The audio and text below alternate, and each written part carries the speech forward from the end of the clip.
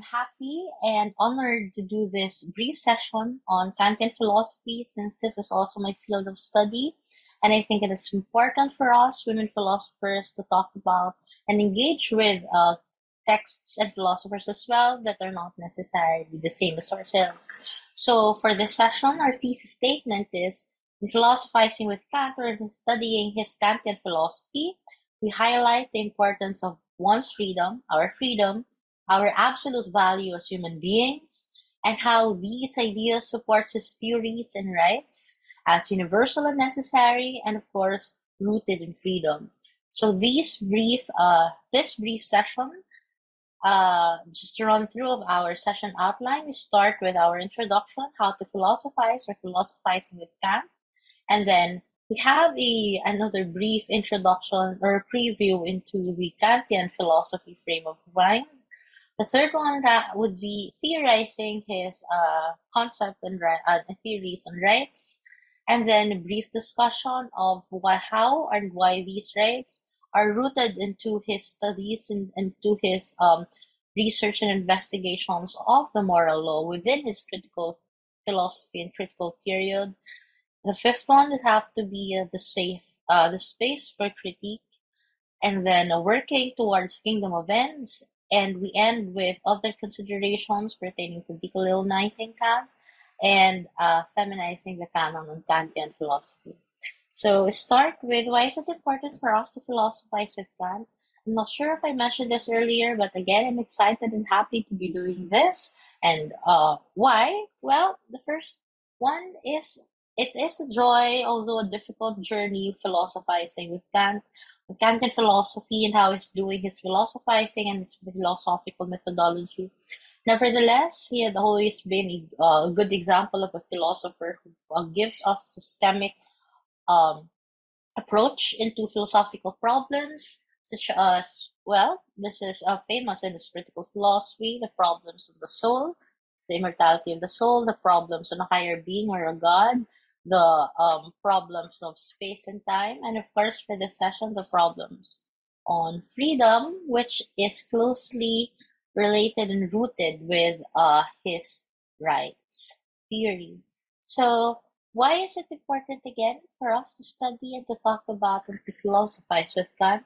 The first one, I think, is to view ourselves as always an end in itself or an end in ourselves. So taking ourselves as ends. Why is it important? Well, it's connected with my second point, which is taking ourselves as absolutely valuable at any point in time, in all points in time in human history, in and outside of time.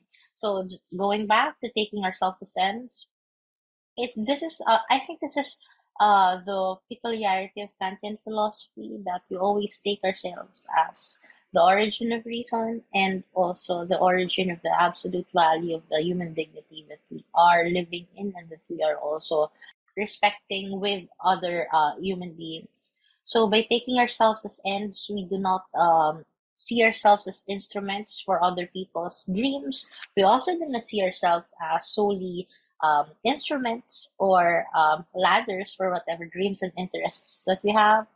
Rather, we always see ourselves again at any point in our lives, at any point in time, as absolutely valuable, as already an end, the beginning and an end, wherein which later on we'll see that this is the root of one's absolute human dignity and our own freedom. In Kantian philosophy, I would also like to point out 3 points. The first one is thinking for oneself. The second one is thinking from another's point of view. And the third one is thinking from a universal point of view. There is a period, for Kantian scholars, they call it the critical period in Kantian philosophy. That's the time I was able to write his 3 critiques. The first one is the critique of pure reason, the second one is the critique of practical reason, and the third one is the critique of the power of judgment. So in a way, for this session, we're trying to wade through all of these 3 critiques, and I hope this would provide further inspiration for us philosophers and for future philosophers and to our fellow Filipino philosophers to think with Kant as well. So the first one is, it's important for us to think for ourselves.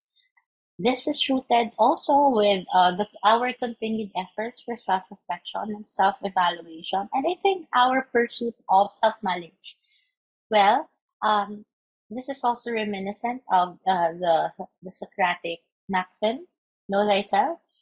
We understand that it is difficult for us to always evaluate, to always reflect on, to provide fruitful criticism on how we conduct ourselves, not only in public or with our close families and friends, but with ourselves as well.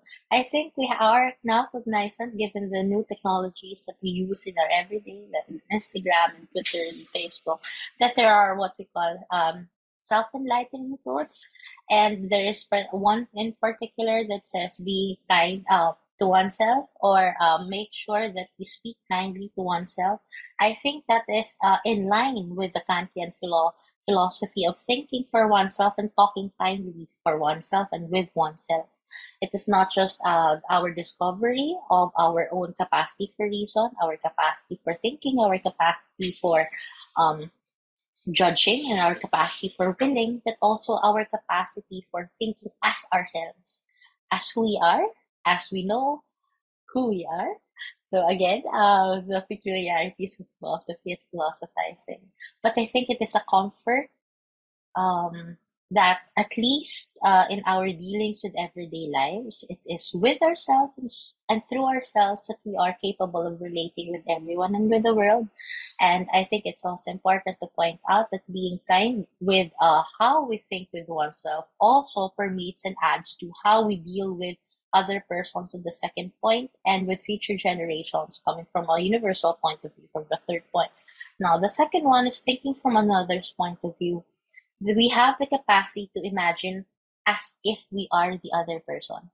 So I think this is a great facility, or a great skill that we can employ in our ethical considerations and in our relations with one another. It's important to think, or it is important to accept and recognize everyone's capacity for reason. And again, I think I am echoing the Socratic allegory of the cave here. To ensure that one does not do harm to the other person, we make sure that that person exercises their capacities for their own reason. The skill that we are trying to do here is that for us to be able to understand where the other person is coming from, we apply our skill to think as if we are that person. Nevertheless, to ensure that justice is always a value that we are following, we make sure that we do not co-opt the other person's capacity for reason, the other person's thoughts, the other person's reasons, because that would have to be an injustice, not only to that person, but an injustice to our own rational capacity. Again, pointing back to the first point of thinking for ourselves as ourselves. Third one, thinking from a universal point of view. It's, I think, recently with my ethics classes with my students that I was able to have this insight that apparently we are not just living in our own generation, but our thoughts, our actions has an effect not just on our immediate communities and surroundings, but in the next generation, so future human beings or future beings in the world. That's why I think it is important to remember and to point out that aside from our capacities to think from our points of view as ourselves, to think from the points of view or the capacity of thinking and imagining um, ourselves as the other person, it is also important to expand that form of thinking into the capacity of thinking from a universal point of view. We are not saying that this is an absolute point of view, because that would have be another session on the highest being and the highest good within the Kantian philosophy. But what we are saying here is that we have the capacity, we have the possibility to think outside of ourselves, outside of the human standpoint, I think, and to think through the universal point of view, wherein which to assess considerations outside of identity, outside of personality, but from the point of view of a universal, necessary perspective. And I think this is one of the points, or this is one of the places where Kant is coming from when he start trying to philosophize and theorize about his account of rights. For his account of rights, we see the values of equality in the law. These are the things that he's trying to incorporate into his theory of rights. The second one would have to be the protecting human dignity. And the third one is an exercise of our autonomy or the capacity for self-governance. Go back to the equality in the law first. I think it is a logical follow-up or assumption or a sub-claim or a support to his earlier accounts of what is it to be a human being with an absolute value. That one must always take the stance of being equal with one another, and that also has to be done or followed in front of the law, or as we are practicing and engaging with the law. So, what does it mean to have equality in the front of the law, or equality in creating a law? We might want to contextualize this into our experience as Filipino citizens of a nation state, of a country that has always been struggling for freedom and has always championed freedom in the revolutions that we have been part of throughout history. Equality in the law, I think, coming from the Kantian tenets of philosophizing, means that we are using our reason under the idea of rights and under the idea of the good and under the idea of justice. So this means not only making sure that we are using our own rational capacities, but making sure that our own thought processes, our own engagements with each other are not only logical or epistemic, not only ethical and political, but also correct. In the sense that we own to our own thoughts, we own to our own claims, we provide and carve the space for discourse and engagement when we provide our reasons to one another. We also make sure that we safeguard our own fellows' capacity for reason, and we also support the cultivation of everyone's capacity for reason or capacity to express their own understanding and to their own expressions of dignity.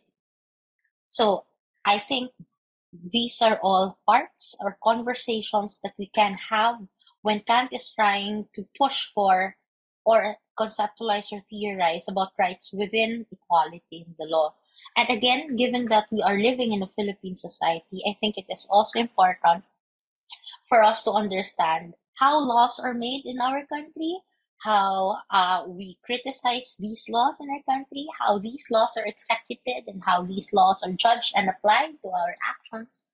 I think we also might want to look into laws as something that is supposedly liberatory rather than a punishment for crimes.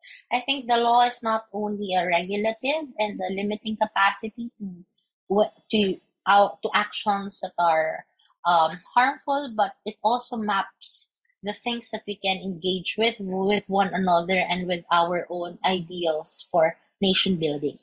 The second one is on protecting human dignity.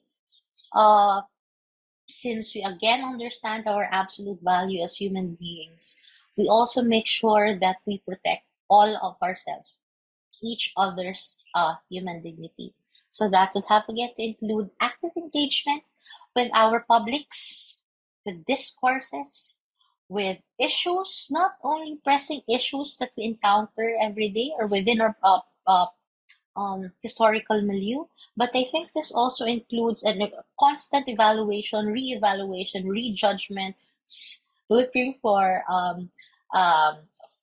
further proof or evidence on how we might want to judge historical events. So I think this is what adds to the human dynamism on how, well, Kant views human history as well and human flourishing later on.